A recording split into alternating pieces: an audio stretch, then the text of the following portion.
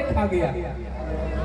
Corona period में इतनी बड़ी महामारी थी, जी लोग घर से निकल नहीं पाते थे, उसके बावजूद सम्मानित पार्षद, मेयर दिन रात लगी रहती थी कि कैसे हमारे क्षेत्र की जनता को किसी का जान न जाए, किसी की क्षति नहीं पहुंचे। प्रयास जारी रहा, या सैनिटाइजर कराकर, ऑक्सीजन व्यवस्था कराकर, या विभिन्न प्रकार से मदद करके कोशिश किया गया। बचा 2.5 साल में इन्होंने वाकई में शहर को सजाने वाला काम किया है। बहुत लोग विभिन्न प्रकार के बातें करेंगे, मगर हम लोगों ने यह भी देखा है कि 50 सालों के दरमियान में नगर पालिका डाल्टनगंज 50 सालों से है। हम लोग भला ही 5 साल से जुड़े हैं, मगर डाल्टनगंज 50 सालों से नगर पालिका है। आज भी बहुत से ऐसे एरिया है जिसकी दयनीय स्थिति है, मगर इन्होंने कम समय में सजाने का काम किया है।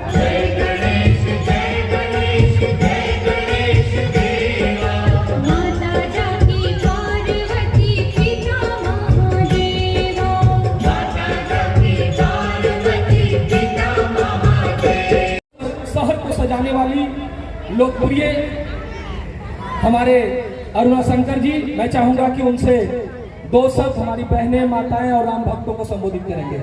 इस कार्यक्रम को करने के लिए यहाँ के जनरल के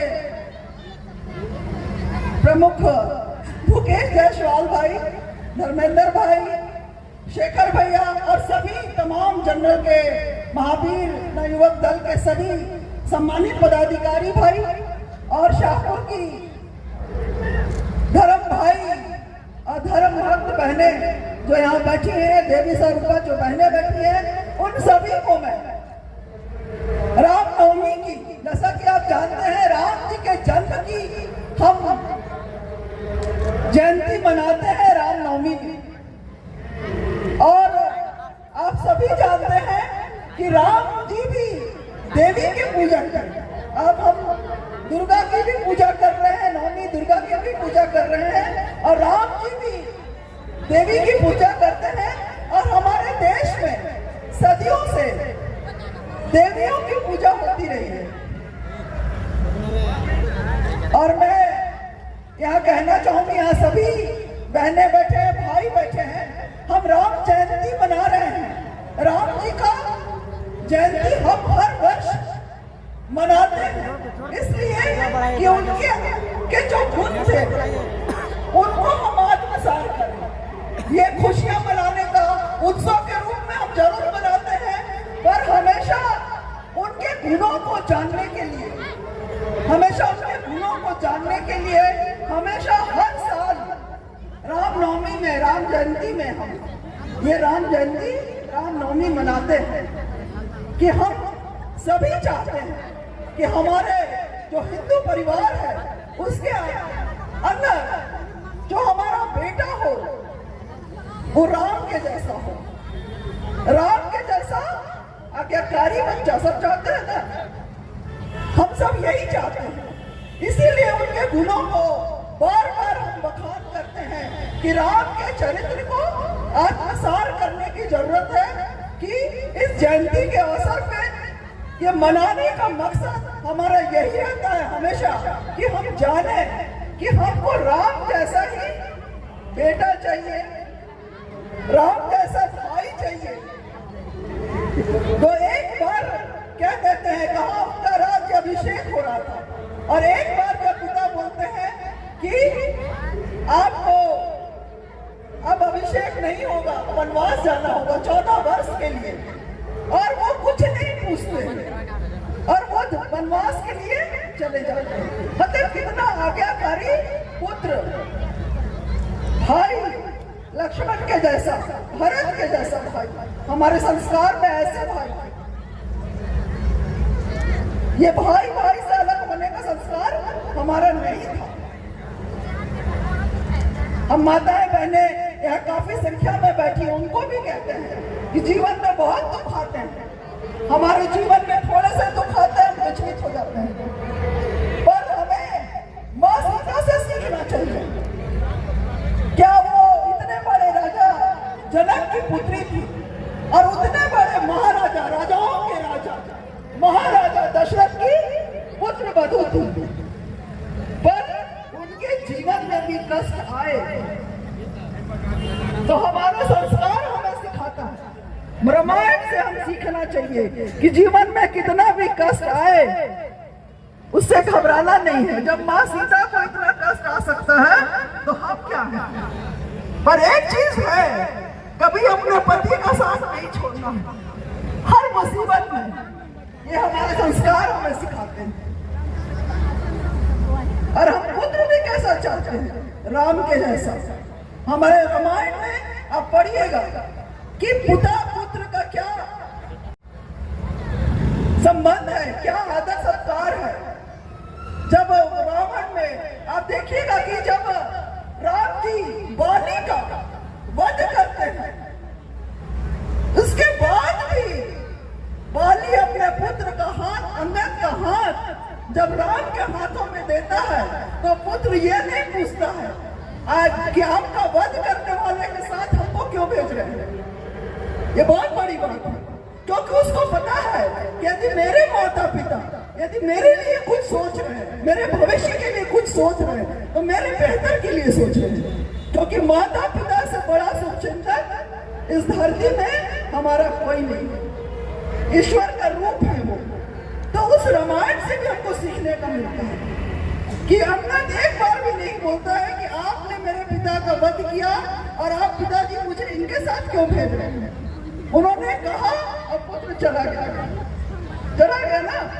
तो हमें रामायण से सीखना है, राम के जीवन से सीखना है। ये रामनवमी मनाने का जो पर्व है हमारा, ये हमें ये सीखने का समय है कि आप सीखिए कि हमारे भारतीय संस्कृति में कि माता पिता कैसे हैं, पुत्र कैसे हैं, भाई कैसा है, मित्र कैसा है।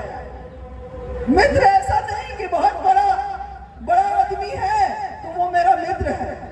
राम जी इतने बड़े राजा के बेटे थे, वो चाहते तो बहुत सारे राजाओं का साथ उनको मिल सकता था, पर उन्होंने हमेशा जो वंचित लोग थे, चाहे वो सुग्रीव हो, चाहे रावण का भाई, उन्होंने उनका साथ दिया, कमजोरों का साथ दिया। तो मित्रता इस तरह निभाई, ये नहीं कि कोई बड़ा है तो उसके मित्र हैं, कमजोर है तो नहीं।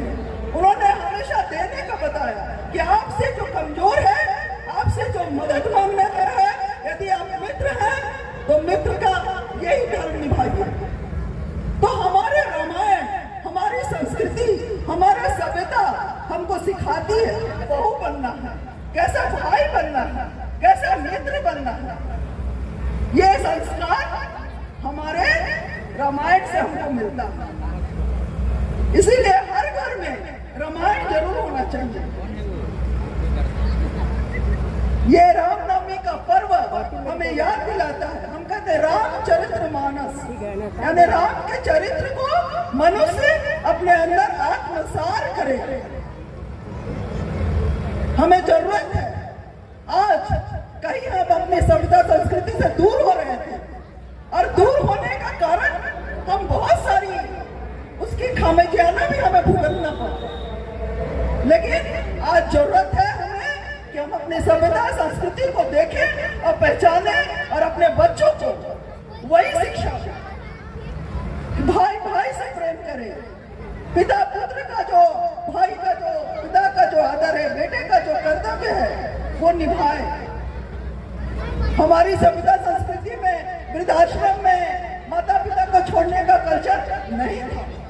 ये कहीं ना कहीं पाश्चात्य सभ्यता का निशानी है।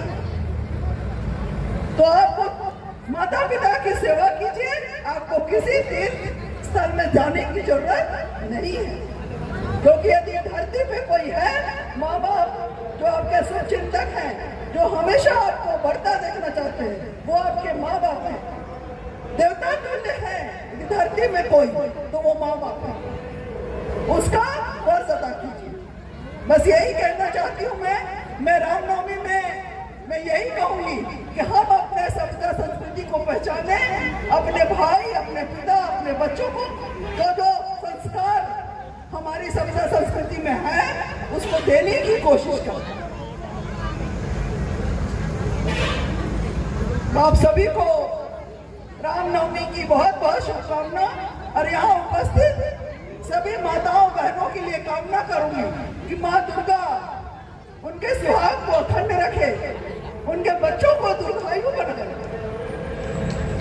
और मेरे सभी भाई जो यहाँ बैठे हैं वो स्वस्थ रहे, खुश रहे, खुशहाल रहे और फिर से वही राम राज्य आए।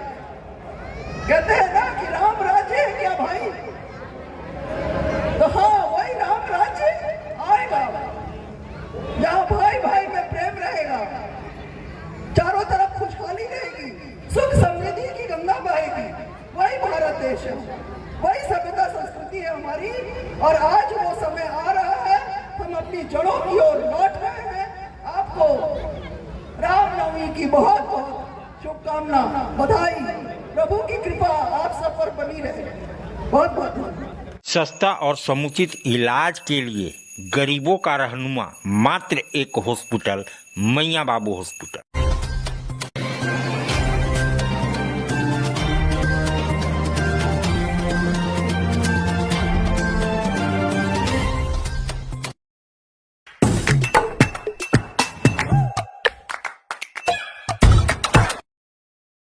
आज आप दिल्ली दरबार आए हैं। दिल्ली दरबार अपने आप में पूरे डाल्टनगंज को समेटने के लिए तैयार है, क्योंकि गांधी उद्यान पार्क में दिल्ली दरबार जब से आया है रौनक बढ़ गई है।